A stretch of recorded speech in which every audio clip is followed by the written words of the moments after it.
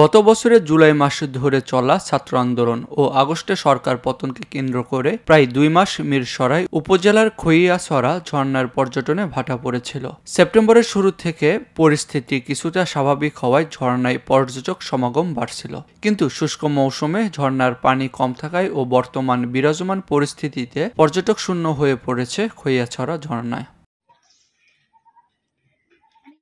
সরজমিন ঘুরে দেখা যায় খইয়াছড়া ঝর্ণায় পর্যটককে কেন্দ্র করে গড়ে ওঠা হোটেল ও ব্যবসায়ীরা দোকান বন্ধ করে অলস সময় কাটাচ্ছে। কেউ কেউ দোকান বন্ধ করে কৃষি জমিতে কাজ করছে।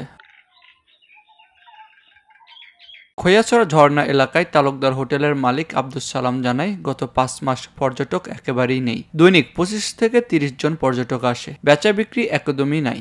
বসে বসে খাচ্ছি, সংসার তো চালাইতে হবে। এনজিও থেকে ঋণ নিয়ে ব্যবসায় পুঁজি দিয়েছি, এখন সাপ্তাহিক 5,000 টাকা কিস্তি দিতে পারছি না।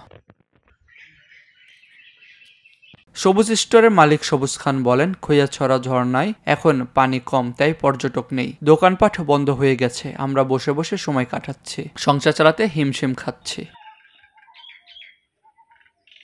খইয়াছড়া ঝর্ণার টিকিট কাউন্টারের দায়িত্বে থাকা মোশাররফ হোসেন নাইম বলেন, 5 আগস্টের পর থেকে সরকার পতনের পর টোটালি পর্যটক নেই, আর আমাদের এখানে স্টাফদের বেতন দিতেও হিমশিম খাচ্ছে মালিকপক্ষ।